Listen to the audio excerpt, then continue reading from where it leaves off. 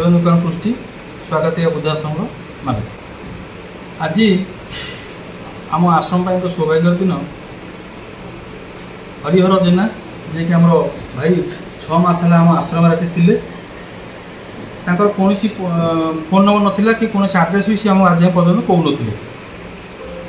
आम आश्रम भाग्य मु गणेश भाई बहुत थर आम आश्रम को डाकिया पर भी जाई नथिले कि काली भाग्यवश तो धूमावती मंदिर के आम भेट है सी ताड़ू कहले कि भाई आज चलो तुम आश्रम जी आश्रम जाइए और सी हरिहर जेना जे हरि भाई सी आमको आड्रेस कौन आड्रेस नदा को मन कर किंतु गणेश भाई तुम कौन ये कले कि आड्रेसटा से कहले आई परिप्रेक्षी सी आड्रेस धरी आज गणेश भाई तरफ एक कार कर आमको सब नहीं छाड़ी घरे केमी मन मिसब परिवार सहित मिसेबी बोली एक सुचिंतित करी आज गोटे प्रोग्राम पर आम कार कर घर को जाऊँ। मौसा को आप केते दिन तले पाइथिले केमती पाइथिले?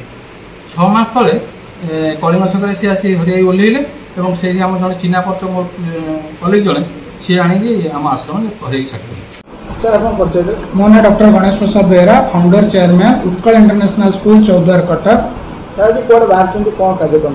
आज गोटे आम बहुत खुशीर दिन जे उत्कल इंटरनेशनल स्कूल परिवार और स्वागतिका वृद्धाश्रम मिलित आनुकूल्य आम जड़े हरिहर मौसा आज आम नौ बड़ंबा नरसिंहपुर घर को छाड़ापी मौसा जनक जीवन परिणत बयस घर किसी भूल बुझाणा जो 6 मास पूर्व आसी कलिंग छक पहुँची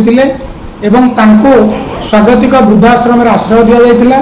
मु बहुत धन्यवाद देवी स्वागतिका वृद्धाश्रम को से जो भाई महान काम करुँच असहाय लोक को साहाय्य दौरान तेणु मौसा जनक रागवशतरे क्या निजर परिचय बा घर कथा कहून किंतु काली मु मौसा सहित अधघंटा कथा मौसा घर आड्रेस आमको कही तेणु आम विलंब नक आज सका आम मौसा को लेकिन घर अभिमुखे जाऊँ बड़मा नरसिंहपुर एवं आशा करुचु ईश्वर को प्रार्थना करुचु जे घर लोक ग्रहण करेंगे और मौसा आउ थे पारिवारिक जीवन आरंभ करेंगे।